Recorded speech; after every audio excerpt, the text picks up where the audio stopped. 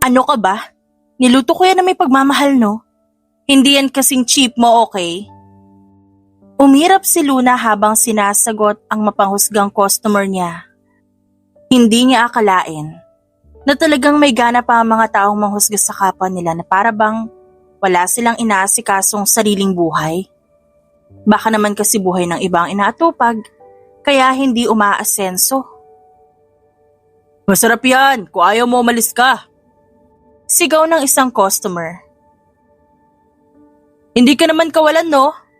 Pinadala ka lang dito para manira eh. Sigaw pa ng isa at tumawa ng malakas. Napangisi si Luna. O ayan, nakahanap ka rin ng katapat mo. Tsaka pwede ba? Ibalita mo sa magaling na si Dieter na hindi siya kawalan. Che! Mabilis na umalis ang dalawang lalaki at isang babae, kaya agad siyang napangisi. Inabala niya muli ang sarili sa pag-aasikaso ng mga customer. At habang ginagawa niya yon, natigilan siya nang makita si George kasama ang kaibigan niyang si Amy. Usual order, girl. Nakangiting sabi ni Amy. Alam mo, buti na lang talaga nag-aral ka ng pagluluto. Kasi kung hindi nga ka sa negosyo. Marami siyang talent, Amy. Sagot ni George at umupo na. Sus, ipinagtatanggol mo lang kasi libre na kita basta tumahimik ka. Nakangiting sabi ni George. Tiningnan niya ang binata at natawa na lang. Gwapo naman talaga itong si George. At alam niya noon pa na gusto siya nito kaso nga lang talagang ikakasal sila ni Dieter noon. Kaya hindi sila nabigyan ng pagkakataon. Ngayon, na nag-mature na silang tatlo, mas lalo niyang na-appreciate ang paghihintay ni George sa kanya. Kumusta naman? Tanong niya at nilapag sa lamesa ang pagkain. Katulad ng dati, mukhang nabilog na ng mama ni Dieter ang mga magulang mo. Pero hindi na yun nakakagulat. Kasi, kailan ka ba nila tinuring na anak, di ba? Sabi ni Amy at humigop ng sabaw. Nasa kumpanya ko pa rin ang lalaking yun. Hindi ba talaga siya nahihiya? At mas lalo na sila mama? Natatawang tanong niya. Luna. Nag-aalalang tawag ni George. Magmula nang itakwil siya ng mga ito, dahil sa hindi malamang dahilan, namuhay siya sa isang maliit na apartment at para mabuhay siya ng matagal. At hindi makaabala ng mga tao, nagtayo siya ng karinderya at magmula no naging independent na siya. Si Dieter, sana ang mapapangasawa niya noon. Ngunit di nagtagal, parang hindi niya kinikilala ito dahil masama ang ugali ng lalaki. Doon nagsimula ang ilang akusasyon sa kanya na hindi niya naman alam. Okay lang ako, George. Actually, galit na galit ako sa mga oras na to. Dahil naiisip ko na nawalan sila ng pakialam sa akin. Si Dieter, wala siyang utang na loob. Habang ang mga magulang ko sa hindi malamang dahilan, pinaalis ako. Hindi ko rin talaga alam ang dahilan nila Tita John, Luna. Wala akong makitang dahilan kung bakit mas kinakampihan nila si Dieter kaysa sa'yo. Ikaw naman ang tunay nilang anak. Like, what's happening? Tanong ni Amy. Base na rin sa investigasyon, mukhang malinis na record ni Dieter. Hindi siya nasasangkot sa kahit na anong skandal. Hindi ko rin alam. Sabi ni George. Basta. Nilapag ni Amy ang kutsara at tiningnan siya. Ikaw ang CEO ng kumpanya na yon at ang buong art company sa'yo yon at ikaw ang naghirap noon. Kapag dumating ang araw na handa ka na bumalik at ang kinin mo dapat yung sa'yo. Sa sumunod na araw, naging abala ulit siya sa pagtatrabaho. Dinagsana naman siya ng mga customer, lalo na ng mga construction workers, kaya masaya siya. Wala siyang pinagsisisihan sa nakalipas na taon. Natuto siyang tumayo sa sariling paa. Naging mas matatag sa kahit anong problema. At ang importante, hindi niya pinapabayaan ang kanyang sarili. Ano, Luna? May boyfriend ka na ba? Irereto na kita. Saad ng isang construction worker.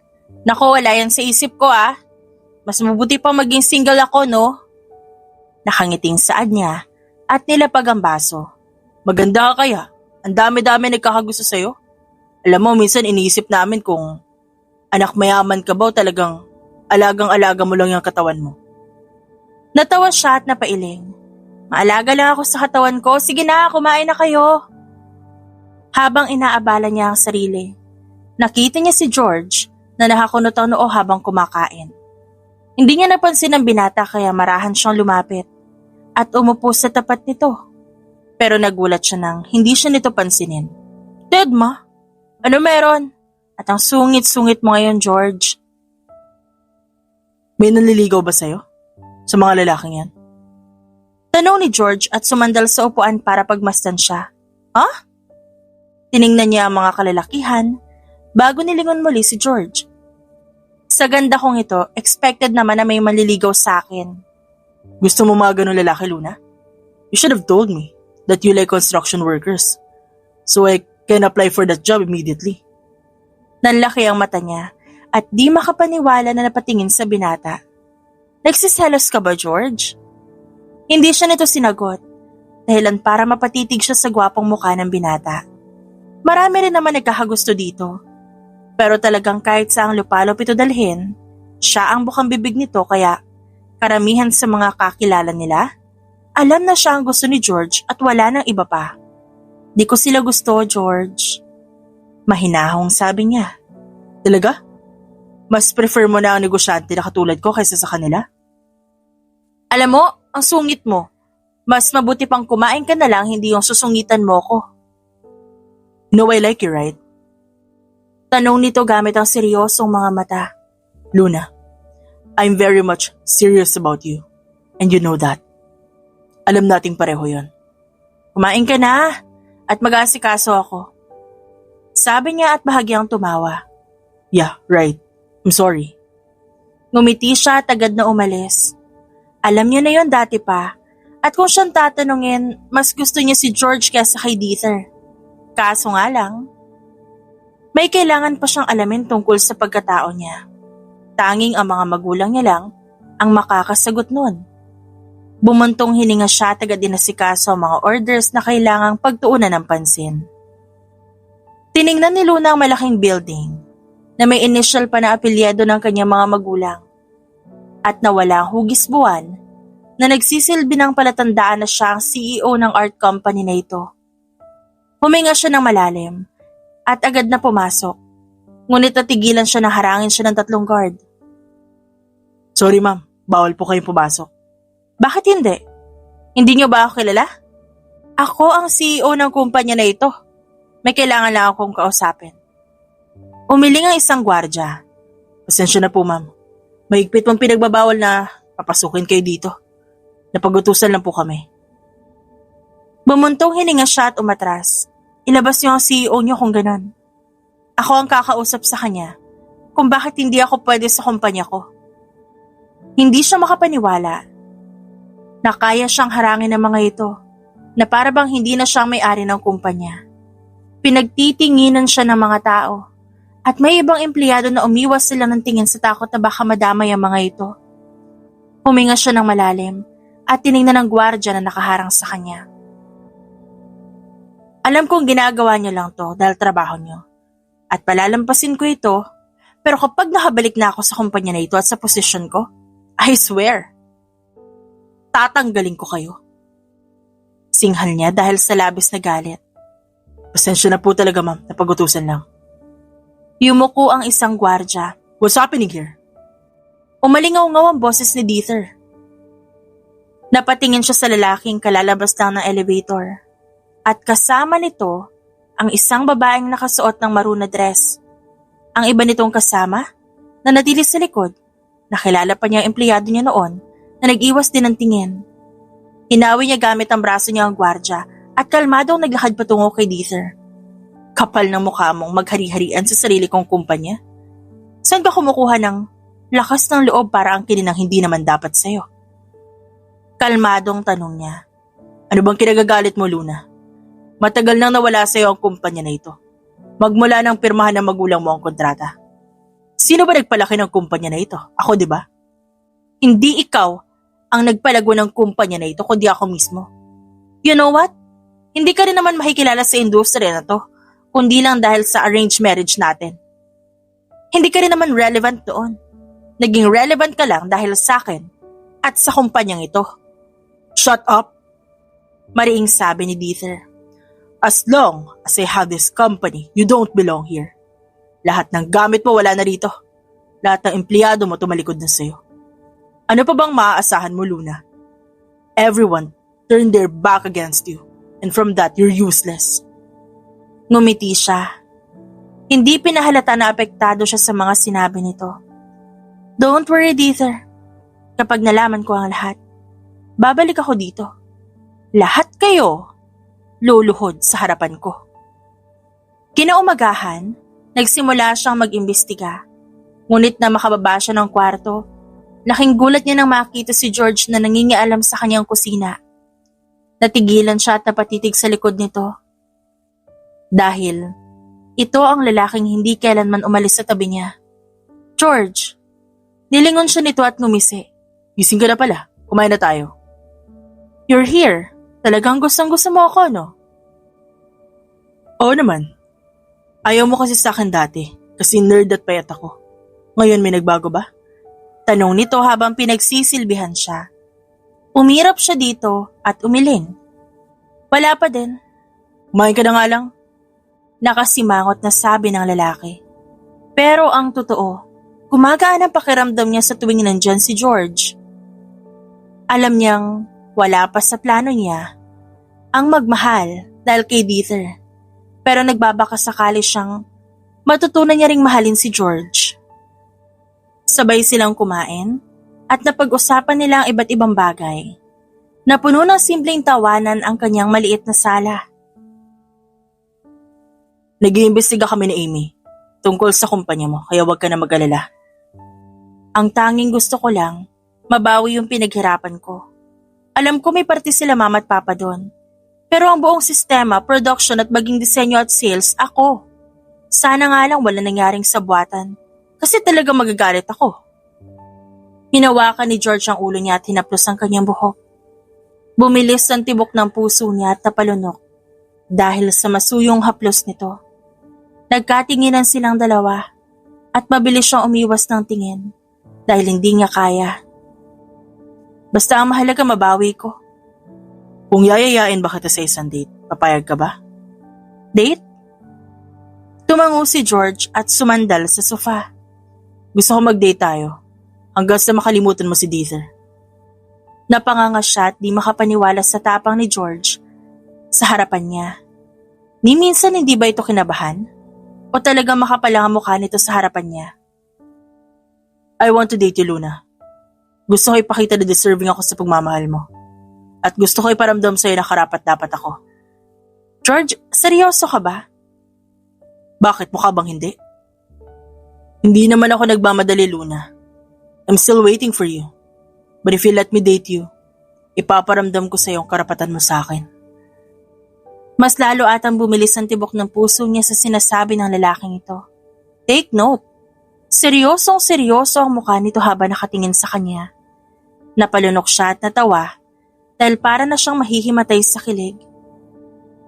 Okay, tignan natin kung kaya mo ko. Nakangising sagot niya sa kabila ng kabang nararamdaman. Sa tingin mo hindi ko kaya ang isang independent na kagaya mo? Watch me. I will turn you into my girlfriend. Umirap siya, ngunit agad din namang natawa dahil nakakainis ang nararamdaman niya. Bahala na siguro ang langit para sa kanya at para sa relasyon nila ng lalaking ito. Lahat ng dokumento na dala ni Amy, inilapag nito sa harap ni Luna. Isa-isa nilang tiningnan ang mga papel at binasa ang mga nakasulat doon. Una niyang nakita ay ang pagbebenta ng kanyang artwork sa ibang bansa sa murang halaga. Habang ang ibang kita hindi napupunta sa mga charities na hawak niya. Sa laki ng perang nilalabas ng kumpanya, wala nakakarating sa charity? Ang kapal na mukha ni Dieter para gastusin ang pera ko sa ibang bagay. Isa yan sa mga ginagawa ni Dieter sa loob ng 3 taon mula na mawala ka sa kumpanya mo. Ayon din sa source namin, may mga binili siyang lupa, kotse at ilang isla na hindi namin alam kung kanino niya binigay. Actually, ginagamit niya yung kasal ko ninyo para makausap ang kliyente mo noon. Natigilan siya at binasa ang mga papel na binigay ni George. Huminga siya ng malalim dahil parang hindi niya yata kaya mga nababasa niya. Alam mo, Luna, nakita ko silang dalawa ni Blessy na nasa restaurant. Syempre curious ako lagi kasi, syempre, meron ako mata sa lahat. Ikakasal kayong dalawa. Yun yung katotohanan, di ba? Sinabi niya na dinner date lang daw yung meron sa kanila kasi nagkaroon ng achievement sa kumpanya. Alam mo ba ang ginawa ko? Binuhusan ko sila ng tubig at sinira ko yung pagkain nila. Nakangiwing kwento ni Amy. Natawa siya dahil doon. Alam mo, magkaibigan nga talaga tayo, no? Pero nakakapagtaka lang kasi pinayagan ng mama mo lahat ng ito na para bang hindi ka nila anak, Luna. Sa tingin mo ba may tinatago sa'yo mga magulang mo? Biruin mo, kinasal sa pangatlong pagkakataon ng mama mo tapos ikaw, na hindi mo nga alam kung sino sa kanila yung ama mo. Natigilan siya at parang may kung anong halimaw sa kanyang tiyan na nagdadala ng kilabot sa kanyang katawan. Tiningnan niya si George na nakamasid lang sa kanya. Ngunit baka sa maamo nitong mukha ang pag-aalala. Sa loob ng maraming taon, distant ang mga magulang niya sa kanya. Ultimo social gatherings, hindi sila sabay-sabay at minsan lang din siyang kausapin ng mga ito. Pero ipinagsawalang bahala niya yon dahil baka wala lang at normal lang. Now that Amy mentioned it, nagtataka na rin tuloy siya. I will find out about this. Thanks sa inyong dalawa. Lagi kaming nandito ni George, pero sa ngayon mag-date muna kayong dalawa ha, para makapag-isip ko na maayos, okay? Ngumisi siya sa kaibigan. Thanks Amy, the best ka. Sa mga sumunod na oras, nag-date sila ni George at napapanguso siya dahil sobrang maasikaso ng lalaki sa kanya. Naamoy niya ang bulaklak na binigay sa kanya nito habang inaasikaso ng binata ang pagkain nilang dalawa. Pagkatapos, kumain na rin sila. Alam mo, salamat at nandyan ka. Siguro kung wala tong date, baka buong magdamag kung iisipin yung problema ko. Sabi ko naman sa'yo, di ba? Lahat gagawin ko para maging masaya ka. Sabi nito at pinunasan ang gilid ng labi niya. Kumain ka pa. Okay po. Natatawang sagot niya sa lalaki. Pagkatapos nilang kumain, namasyal sila sa mall at pinanood ang paglubog ng araw. Hindi niya namamalaya na hawak niya ang kamay ni George, ngunit hindi niya na rin ito tinanggal dahil nakaramdam siya ng pagiging komportable. Nagkatinginan silang dalawa at sabay na natawa dahil sa fireworks at sa mga taong nagsisigawan. Perfect timing. Sabi ni George at pinagmasdan siya. Ngumiti siya at nilingon ng lalaki. Parang gusto mo naman ako halikan eh. Hindi pwede, lalo na di pa naman kita girlfriend. I'm respecting your space, Luna. Ayaw ko mailang ka at hindi maging komportable sa akin. Napangisi siya at agad lumapit sa lalaki. Nakatingin ito sa kanya ngunit ramdam niya ang tensyon sa katawan nito. Sa isang mabilis na galaw, tumingkayad siya at tinalikan ng gilid ng labi nito. At sa totoo lang, ito ang first kiss niya. Ni isa, walang nakahalik sa kanya. Ngunit itong halik niya para kay George, kakaiba. I want you to be my first kiss. Sabi niya at kumiti. Luna. Bulalas ni George at hinawakan ang bewang niya. Gusto kong ibigay yung first kiss ko sa lalaking mamahalin ko. At sa tingin ko ikaw yon, George. Ilang beses mo na napatunayan sa akin yon. Nakagat ni George ang pang-ibabang labi nito at tiningnan siya. Sabay nilang pinanood ang fireworks. At nang sumapit ang 9:00 tsaka lang sila umalis. Pasakay na sana siya ng kotse ng binata nang mahagip niya si Dieter at ang isang babae na sa tingin niya si Blessy. Nagtatawanan ng mga ito at huminto si Blessy dahil sa marahang halik ng lalaki. Doon nakaramdam siya ng pagkulo ng kanyang dugo. Kapal ang pagmumukha nilang dalawa. Saad niya at kinuha ang cellphone. Friends, ha? Apektado ka pa rin ba sa kanila? Hindi. Pero galit ako sa taong sinungaling, George. Siya ang dahilan kung ba't ako naghihirap ngayon. Kaya oras na para bumawi sa kanya. Napatingin si George sa dalaga. Anong balak mo? Di ko pa alam. Sagot niya habang pinipindot ang cellphone para kunan ng litrato ang dalawa. Pero hindi ko to kayang palampasin. Gusto ko lang ipaalala sa kanya na hindi ako basta-basta. Napatango si George at inalalayan siyang makasakay ng kotse. Mabilis niyang tinawagan ang kanyang Uncle Woody at sinabi ang mga nalalaman niya. Ang tanging gusto niya lang mabawi ang kumpanya sa kamay ng mga ito at nang masagot na rin ang mga bumabagabag sa kanyang isipan. Are you okay? Tumango siya at bumuntong hininga. Naisip ko lang kasi yung mga kawawang bata na hindi naaabutan ng pera, George. Yun ang advocacy ko ever since na binuksan ko yung art company ko at ngayon lumago na ito, kamalas-malasan namang napunta pa sa hindi deserving at worst. Katapos, hinayaan pa na magulang ko. Napatango ang lalaki at hinawakan ang kamay niya. Gagawin ko rin ang makakaya ko, Luna. Hindi naman kita pwedeng pabayaan lang. Malaki talaga yung pasasalamat ko sa'yo. Lalo na't nakakabaliw ang kaganapan sa buhay ko at sa ngayon kailangan ko talaga ng kasama. Nang makarating sila sa apartment, hindi nga siya iniwan ni George at sa hindi malamang dahilan, napapangiti siya habang pinagmamasa ng binata na nakatulog na sa isang tabi habang nanonood sila ng TV. Uncle Elwood! Niyakap ni Luna ang kanyang tiyuhin na malapit sa kanyang puso. Dahil ito ang nag-alaga sa kanya sa mga nakalipas na taon, magmula nang palayasin siya ng kanyang ina. Ngumiti siya at agad na humawak sa braso nito habang naglalakad sila papasok sa venue. Ngayon na lang ulit tayo nagkita, Luna. Akala ko nakalimutan mo na ako. Madalang ka kung tumawag sa akin eh. Saad ni Elwood. Pasensya na po, tito. Ang dami ko po kasi talagang problema at alam mo naman po gusto ko maangkin ulit yung kumpanya ko. Alam ko yon, Luna. Maging ako rin, tumutulong na sa investigasyon. Lalo na't alam kong pangarap mo ang art company mo. Saksi kaya ako doon. Nakangiting sabi ni Elwood. Napangiti siya at agad na patingin sa dami ng taong nasa loob. Lahat ng mga mata napapatingin sa kanya na para bang isa siyang outsider at hindi bagay sa event na ito. Nagtaas siya ng kilay at hinawakan ang braso ng kanyang tiyuhin. Dahil nakita niya sa kumpol ng mga tao ang kanyang mga magulang. It's alright, Luna. Hindi ka nila gagalawin hanggat kasama mo ako. George is here in the event. And I know, he will be taking care of you. Saad ni Elwood. Hulog ka talaga na langit, tito. At your service. Pinakatitigan siya ni Elwood. At kung may anong kistap sa mga mata nito bago siya nito iniwan kay George. Nagsimula ang event.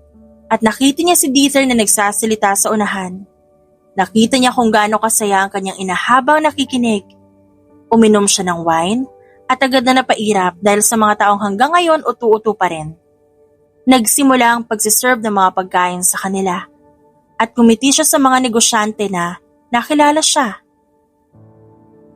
Hindi ka na ba nagpapaint, Luna? Wala na akong makitang painting mo sa market. Pwede mo ba akong gawan? Tanong na matandang negosyante. Sure, pwede naman. Bakit pa siya, Mrs. Tolentino? May mga paintings kami available sa kumpanya na pwede mong bilhin. Umalingaw-ngaw ang boses ni Dieter sa gilid niya. Napatingin siya doon. Nakita niya rin ang kanyang ina na ngayon ay matalim ang tingin sa kanya.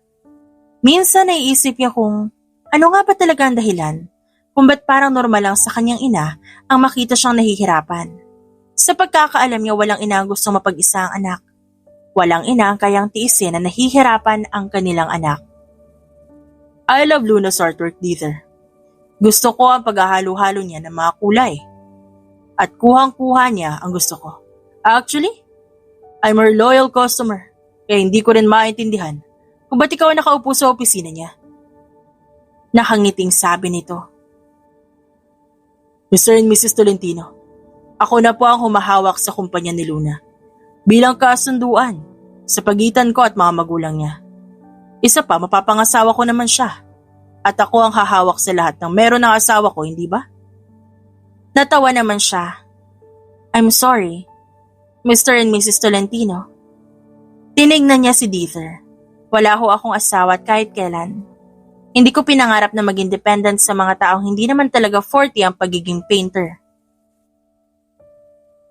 Luna? Nagbabantang tawag ng kanyang ina. Bakit? Totoo naman ang sinasabi ko, Mama. Hindi ako didepende sa kahit sinong lalaki. At lalong-lalo na dito sa lalaking ito. Ngumiti siya kay Mrs. Tolentino at hinawakan ang kamay nito. I will call you once I have time. Thank you. Mabilis siyang umalis doon dahil maraming tao ang nakatingin sa kanya. Ngunit iba rin talaga ang plano ng kanyang ina.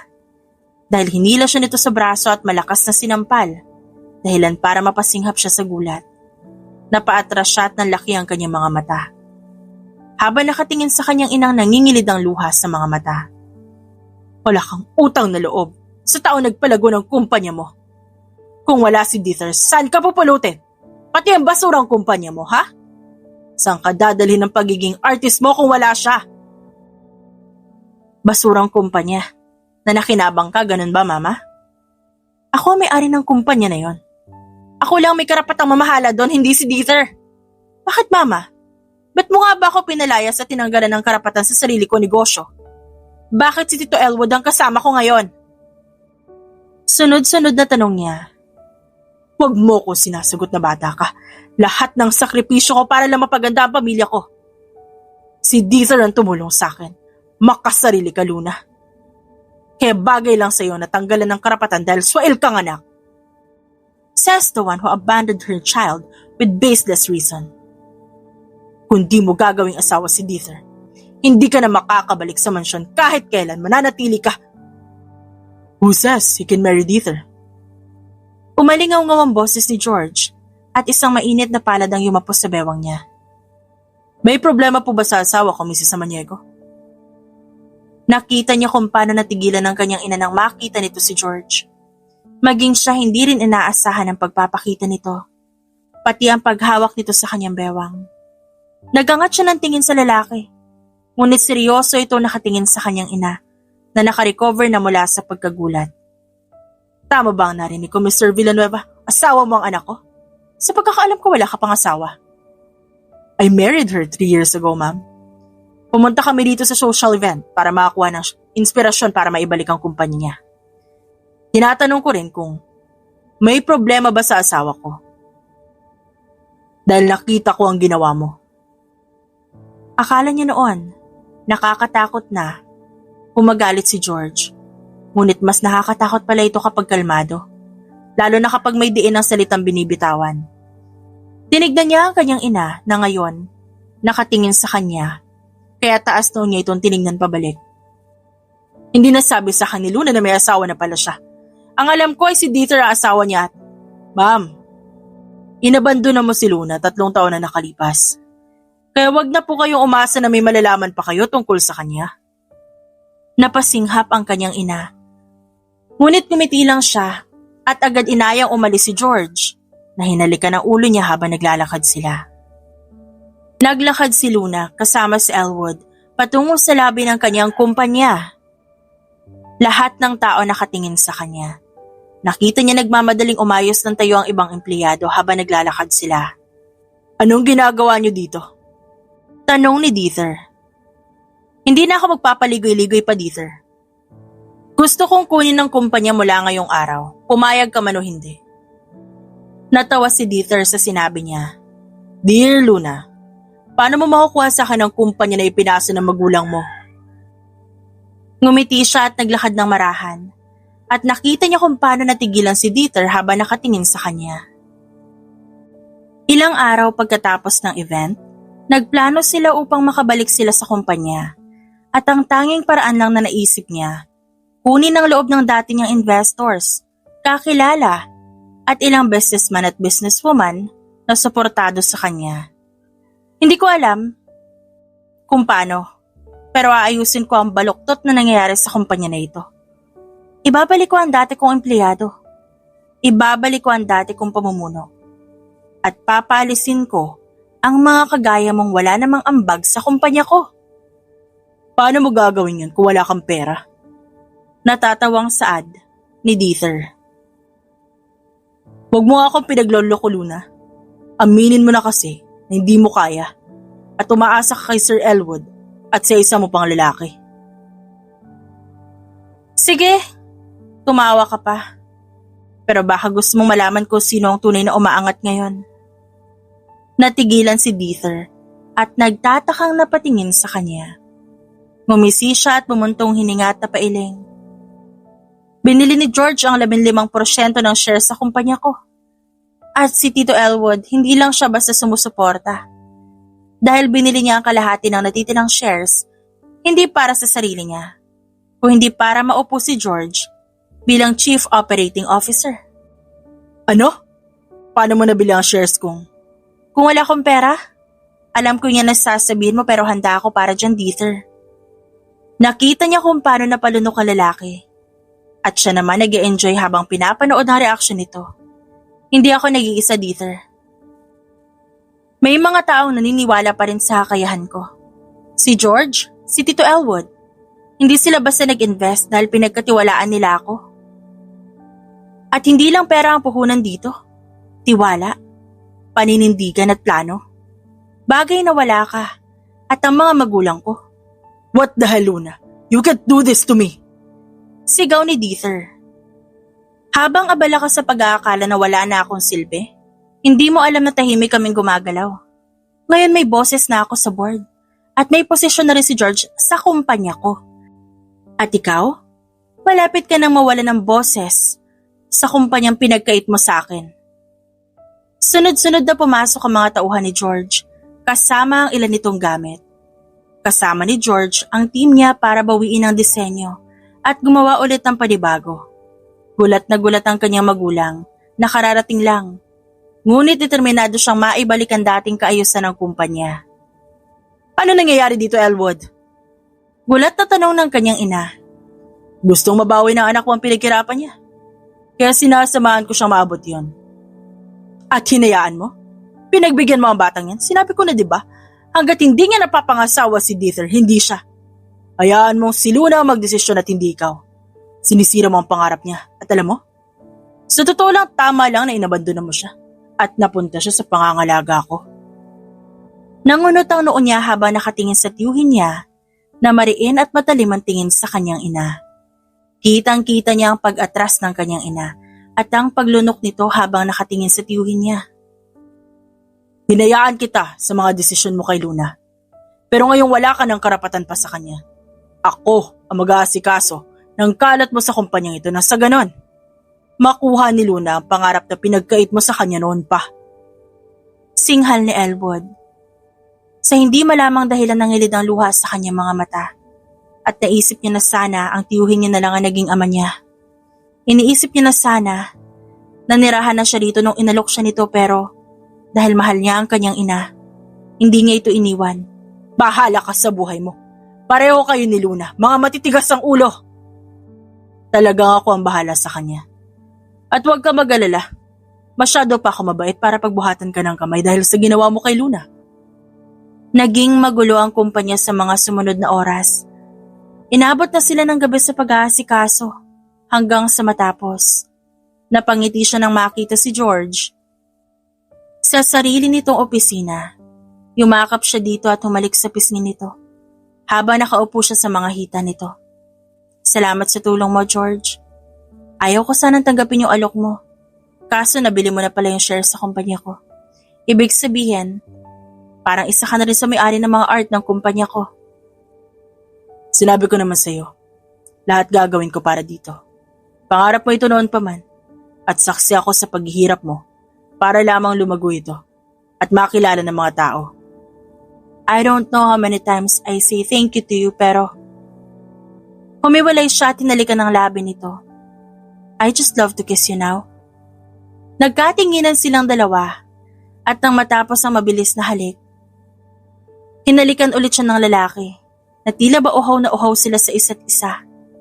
Napapadaing siya habang naglalandas ang kamay ni George sa kanyang likuran. Namumungay din ang mga mata ng lalaki. Ngumisi si George at niyakap siya habang siya tinatago ang kilig na nararamdaman. Mabilis na lumipas ang mga araw. Hindi na naging maayos pa ang kumpanya magmula nang dumating si Luna kasama si George. Lagi siyang may sinasabi tungkol sa kaayusan sa kumpanya. Lagi rin sila nag-aaway ng kilalang artist ni Dieter. Huminga siya ng malalim na makita ang kanyang opisina na ngayon ay pagmamay-ari na niya ulit. It feels so good to be back here in my office. Are you happy? Tanong ni Elwood. Opo, Tito. Hindi ako makapaniwala na makakaupo ulit ako dito sa opisina ko. At ngayon nahawak ko na ang design team, masaya na ako ulit. Bumuntong hininga si Elwood. Kahit na anong mangyari, hindi ka naaalis sa posisyong yan, Luna. Sa'yo ang kumpanya na ito at ikaw na ngayon ang CEO. Sa sumunod na araw, naging abala siya sa mga gawain sa opisina. Gumawa sila ng ilang portrait para ibenta at ang kita mapupunta sa mga charity na kanyang pinagtutuunan ng pansin. Masaya siya na maibenta ang 4 na gawa. Dumagsari ng order mula sa kanyang kumpanya. Napansin niya ang pananahimik ni Dieter dahil na rin lagi sila magkaribal ni George. Naibenta na po namin ang iba pa, Miss Luna. Ang iba naman po pinadala namin sa art gallery upang ibenta at makaabot sa charity ang kita. Mabuti naman. Mapupunta na sa mga bata ang pera. Ipagpatuloy mo pa rin ang investigasyon tungkol kay Dieter. Na kay Tito Elwood ang ibang ebidensya ng sa ganon. Mapalayas na natin ang lalaking yun dito. Masaya po ako nakabalikan na, Miss Luna. Saad sa kanya ng sekretaryang si Alexis. Sunod-sunod na meeting ang kanyang inattendan kasama si George. Laging mainit ang ulo ni Dieter, kaya tuwang-tuwa naman siya. Dahil laging laglag ang disenyo nito. Huminga siya ng malalim at agad tinapos ang meeting sa pamamagitan ng malaking exhibit charity para sa mga bata. Luna? Tawag ng kanyang ina. Tamad niyang nilingon ito. Ano po ang pag-uusapan natin? Pinapaimbestigahan mo si Dieter na hindi niya alam? Ano ba talaga ang plano mo? Gusto mo ba talaga masira ang kumpanyang ito? At mapunta sa wala lahat ng pinaghirapan ni Dieter? Mag-isip ka nga, Luna. Alam mo, hindi talaga kita naiintindihan. At mas lalo ako nagtataka kung bakit noon pa man, pinipilit mo na ako kay Dieter. Eh, hindi po ba ako alam? Napalunok ang kanyang ina. Itigil mo na ang kalokohang ginagawa mo, Luna. Mapapahamak ang kumpanya at ang imahe ni Dieter. So may hindi po ako alam tungkol sa kumpanya at mga kaganapan sa pamilya. Ganun po ba? Putol niya sa sasabihin nito. Ramdam niya noon pa hindi siya tinuturing na anak ng kanyang ina. Magmula nang palayasin siya nito, ay siyang pagdating ni Elwood. Kilala rin ang pamilya ni Dieter bilang tuso at makapangyarihan. At ang naging asawa lang naman ng kanyang inay isang sugarol at inuubos ang pera sa kasino. Hindi na nadala ang kanyang ina sa una at pangalawa nitong asawa na nagdadala lang ng sakit ng ulo. Isa pa, may karapatan ako sa kumpanya na ito at alam mo yon. Sa lahat ng tao, ikaw dapat na nakakaalam na pinaghirapan ko ito. Tayong dalawa ang nakinabang dito. Kaya ngayon pa lang habang maaga, sabihin mo sa akin kung ano ba talagang nangyayari. Baka sakaling mapatawad pa kita. Wala akong sasabihin sa'yo. Ang tanging gusto ko lang pakasalan mo si Dieter at hindi si George. Upang maisalba mo ang kumpanya na ito, kailangan mo siyang pakasalan. Hindi hamak na mas mayaman si George kaysa sa gusto mo, ma. Bibigyan kita ng pagkakataon para umamin. Kung hindi, pasensya na. Pero magsama kayong dalawa ni Dieter sa kulungan. Luna? You're leaving me with no choice, ma. Nang sumapit ang gabi, nakipagkita naman siya kay George. Agad siya nitong niyakap at inalalayan sa pagpasok sa kotse. Ngumiti siya na makita ang bulaklak at napatawa dahil may chocolate pa roon at isang teddy bear. Para saan to? Gusto ko i-congratulate ang CEO dahil nakabalik na sa kanya ang kanyang kumpanya. You did it, babe. Thanks, nagabala ka pa. Deserve mo yan. At sana lang, baka wala ka na rin sa maraming problema. Bakit, meron pa ba? Habang nag-iimbestiga ako, may nakita ko sa profile ng mama mo. Natigilan siya at napatingin sa lalaki na ngayon ay seryosong nakamasid sa kanya. Ano yon? Nalaman ko, may isang lalaki nakabuntis sa mama mo nun. At yun ang ama mo, Luna. Hindi ko sana papansinin yun. Pero nabanggit mo na ikinasal ulit ang mama mo sa pangatlong pagkakataon. Nang makita ko ang pangalan ni Sir Elwood, napag-alaman ko na may relasyon sila ng mama mo noon. Ano? Tiyuhin ko siya, George. Anong may relasyon sila ni mama? Hindi mo tiyuhin si Sir Elwood, Luna. siya ang daddy mo. Napanganga siya sa nalaman. Nangilid ang luha sa kanyang mga mata. Biglang pumasok sa isip niya ang sagutan ng kanyang ina at ni Elwood at kung paano siya alagaan ng matanda. Oh my God! Is that true? Ask him. And you need to face the truth, Luna. Buong buhay ni Luna, akala niya malas lang siya sa napili niyang ina. Akala niya noon talagang ayaw lang sa kanya ng ina dahil bata pa ito na mabuntis. At siya ang bunga ng pagkakamali noon. Akala nga niya, magkakaroon pa ng anak ang kanyang ina. Ngunit nang ikasal ulit ito ng pangalawa at pangatlo, hindi na ito nagkaanak pa. Totoo po ba? Ikaw ang papa ko? Luna, Ikaw po ba yung papa ko? Pwede po ba na magsabi kayo sa akin ng totoo? Bumuntong hininga si Elwood at napatango. ako nga, Luna. Napasinghap siya at napatingin sa matandang lalaki. Nasa isa silang restaurant at silang dalawa lang. Ang naroon, gusto niyang harapin ang katotohanan na itinago sa kanya ng kanyang ina sa mahabang panahon. Ngayon na alam niya na, pakiramdam niya ngayon pa lang talaga nagsisimula ang tunay niyang buhay. Nagkaroon kami ng relasyon ng mama mo noon. At mahirap pa ako noon kaya kulang ang sustento ko sa kanya. Ngunit mahal namin ang isa't isa. Nang mabuntis ang mama mo, nalaman kong ikaw yun anak. Nagalit siya sa akin at itinuturing niyang kamalasan na nangyari dahil sinira ko ang pangalan niya. Hanggang sa lumaki ka, pinanood ko ang lahat tungkol sa'yo. Hanggang magkaroon ka ng kumpanya at ngayon na pinalayas ka niya. Pero bakit hindi niyo po agad sinabi? Dahil ayaw kong makasira ako sa mga pangarap mo. Sapat na sa akin na nakikita kang masaya sa ginagawa mo. Sapat na sa akin na makita ka sa mga article at magazine. Kaya hindi ko na rin sinubukan pang sabihin ang totoo. Kaya po pala galit na galit si mama sa akin. Pasensya ka na, Luna. Gusto ko lang namang protektahan ka. Ngayon na nag-usap na tayong dalawa. Naisip kong maging ama para sa'yo at tulungan ka sa investigasyon. Patungkol sa bagay na yon, ako na ang bahala doon, anak. Napasinghap siya habang nakatingin sa matandang lalaki. Mabilis siyang tumayo at niyakap ito. Ngayon alam niya na kung anong pakiramdam na magkaroon ng isang ama. Ngayon, aasikasuhin natin lahat ng ebidensya. Nang sa ganon, makuha mo na ng buo ang kumpanya mo. Napatango siya at humiwalay dito bago bumalik sa upuan. Salamat po. Binigyan mo ako ng panibagong rason para mabawi ang kumpanya ko. Sa mga sumunod na araw, parang normal lang ang lahat sa kanya.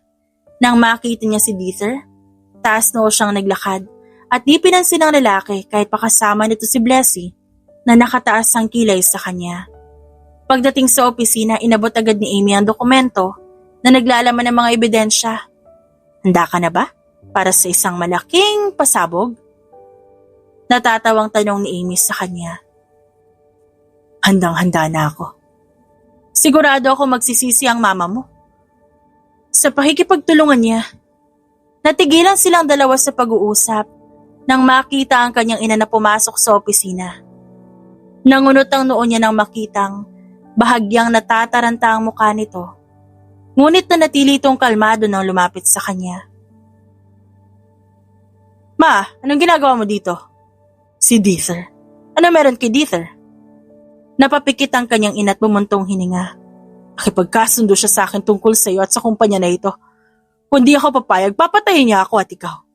Sinubukan ko siyang ipakasal sa iyo para mailigtas ko ang sarili ko at maging ikaw, Luna. Ba't kanya papatayin? Gusto niya makuha ang kumpanya mo. Dahil nakita niya ang pagtaas ng ratings at income ng art company. Ginamit niya ako para ipamukha sa iyo ang arranged marriage sa pagitan niyong dalawa.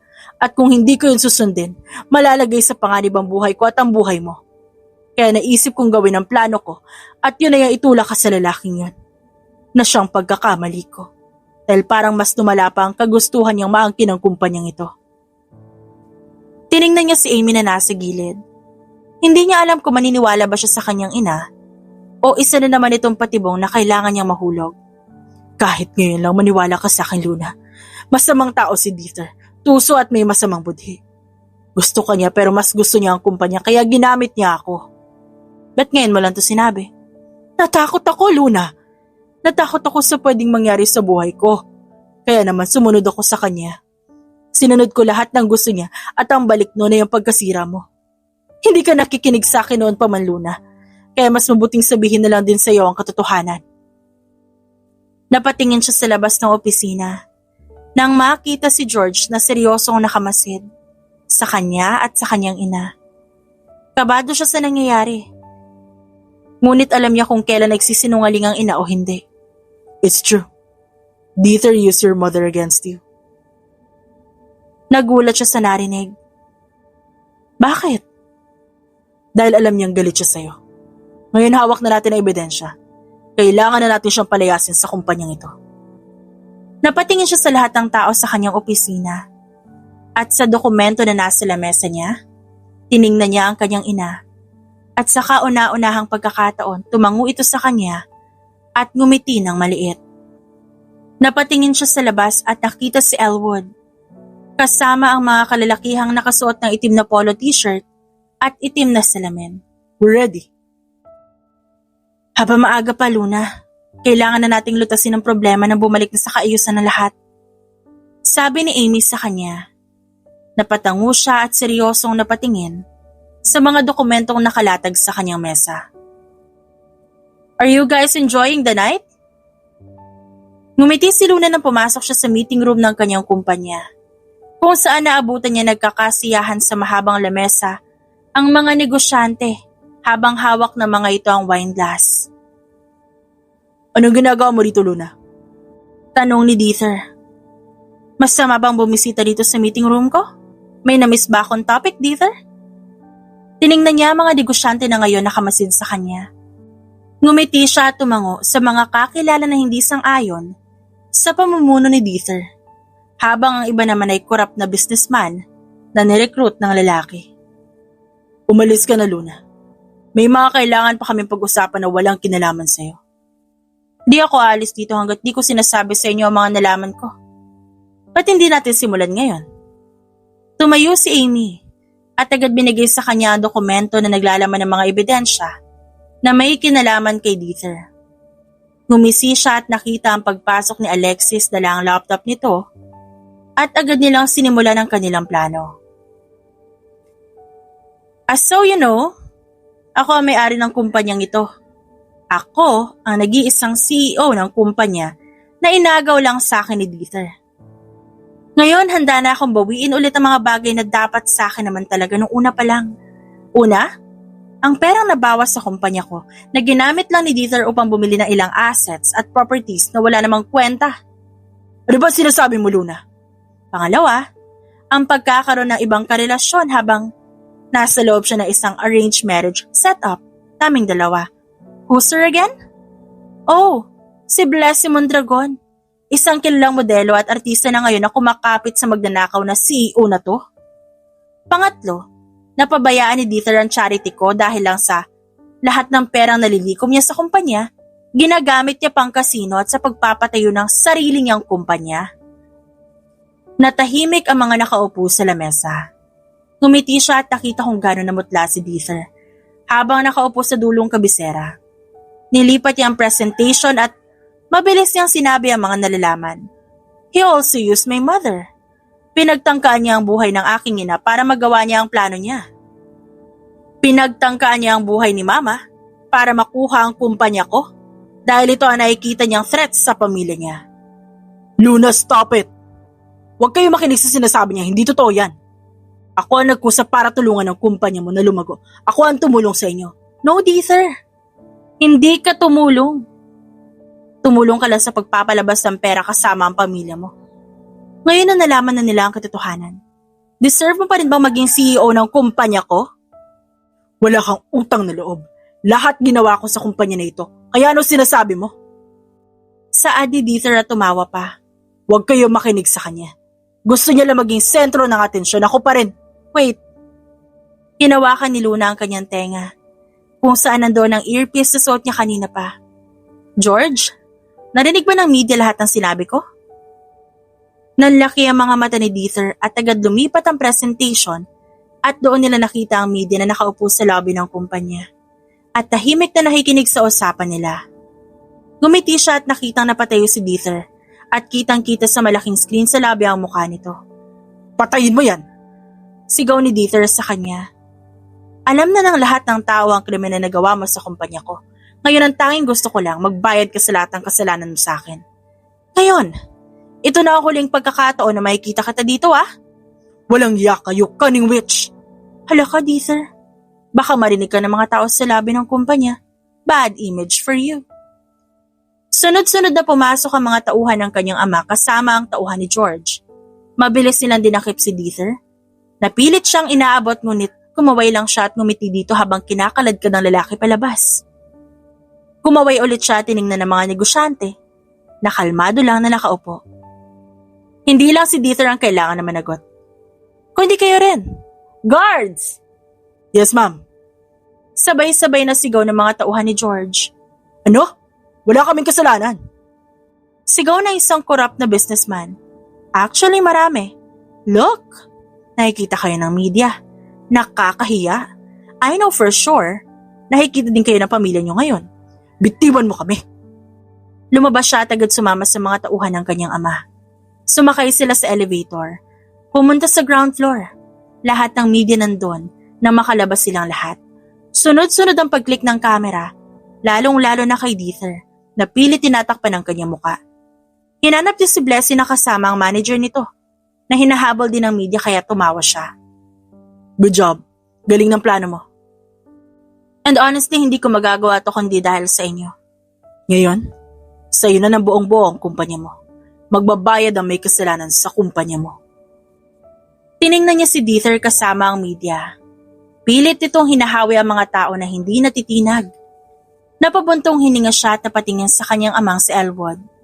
"Tigilan niyo ako!" Bagay yan sa kanya. Ginamit niya tayong lahat. Pinahirapan niya tayo. At higit sa lahat pinahamak niya ang mga taong naging pamilya ko. Huminga siya ng malalim at napapatingin sa mga empleyado na umattend sa kanyang ginawang event. Ngumiti siya sa mga ito at nakita niyang sabay-sabay yumuko ang mga ito bilang tanda ng respeto sa pagbabalik niya bilang CEO ng kumpanya. "Reyna ng karinderya!" Tumawa siya ng malakas nang mapadaan siya sa kanyang maliit na karinderya isang umaga nang mag-jogging siya. Huminto siya at tinignan ng mga tao ngayon.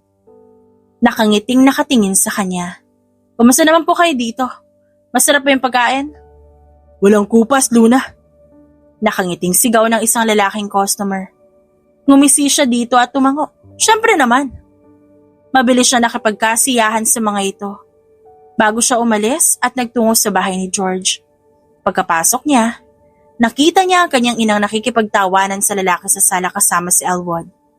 Natigilan siya at napagtantong bumalik na nga talaga sa dati ang lahat, kung saan mas masaya, mas mapayapa at mas kalmado kesa noon. "Luna." Nakangiting tawag ni George at tumayo para puntahan siya. "Hi, parang ang saya niyo ngayon May okasyon ba?" "Wala naman. Nagkakatuwaan lang kami dahil nagkaroon ng opening ang bar ni Tito Elwood. Are you done jogging?" "Oo, magpapalit lang ako." Sa nakalipas na buwan pagkatapos niyang palayasin si Dieter, nagkaroon ng bagong pag-asa ang kanyang kumpanya. Nagkaroon ng kasiyahan, kaayusan at bagong empleyado ang art company.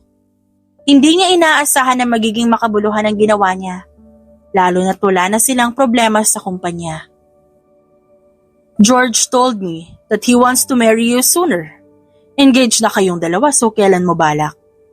Tanong ng kanyang ina na pumasok sa kanyang silid. "Yes ma, gusto ko siyang pakasalan. May mga inaasikaso lang kaming wedding preparation." "Alam ko, hindi pa tayo lubos na nakakapag-usap nitong mga nakaraang buwan. At alam ko ring may padar pa rin sa pagitan natin. Pero nagpapasalamat ako dahil tinanggap mo ako ulit. Matagal na yung nangyari, ma. Hindi ko na gusto pa magkaroon ng sama ng loob sa kahit kanino. Malaking lesson na nangyari sa ating lahat sa nakalipas na buwan. At nagpapasalamat ako dahil naranasan ko yun. I became better after that. I became wise and became knowledgeable about my company. I know, and I want to say sorry again for hurting you, Luna." Gusto kong bumawi sa lahat ng kasalanan ko. At salamat dahil hindi mo isinarado ang puso mo bilang pagpapatawad sa akin. Natigilan siya at tiningnan ang kanyang ina. Nagkamali man ito noon at nagbago. Sinisigurado pa rin na hindi na ito muling makakaulit pa sa kasalanan. Hinawakan niya ang kamay ng ina at napangiti. Sa totoo lang masaya pa rin siya kasi ito ay nagbigay ng buhay sa kanya. Kalimutan na natin yan, ma. Ang mahalaga naman na patawad na natin ang isa't isa. Sabi nga nila, ang mga nagpapatawad siyang nananalo sa huli. At lahat na nagpapatawad, makakaramdam ng kapayapaan sa puso nila. Salamat, Luna. Ikaw pa rin ang gusto kong kasama habang inaalagaan ko yung magiging anak namin ni George. Ikaw pa rin ang tutulong sa akin sa pagpapalit ng diaper ng baby namin. Tumawa ang kanyang ina at napatango. At nagyakapan silang dalawa bago naisip na lumabas at makipagkwentuhan sa mga kalalakihan. Natawa siya habang iniisip na nakipaghiwalay ang kanyang ina sa asawa nito at ngayon single na ito ulit. Nang makababa sila, naabutan niya si George na nakatingin sa kanya, kaya mabilis siyang pumunta sa lalaki. Hi babe, bakit titig na titig ka sa akin? Alam ko maganda ako. Maganda ka nga, pero mas maganda kung buntis ka. Pakasalan mo muna ako. Suot mo na ang singsing babe, ikaw na lang din hinihintay ko. Napangiti siya dahil sa nakalipas na buwan na magkasama silang dalawa. Hindi nawala ang pagmamahal niya dito. Hindi siya kailanman nagsisisi na ito na ngayon ang kasama niya sa hirap at ginhawa. Nakakatuwang isipin na wala naman ito sa plano niya pero nang dumating si George, lahat ng imposible naging posible. Next month, gusto ko muna tapusin ang trabaho sa charity bago ipo siyang kasal. Saad ni George kay Elwood. Natapos na rin ang lahat ng trabaho natin at ngayon magkasama na kami. So, naghihintay na lang talaga kami ng time. Bumaling naman si Elwood sa ina ng babae. Ikaw, anong balak mo? Dito ako sa mansyon hanggang sa magbuntis si Luna at mga anak. She needs my help.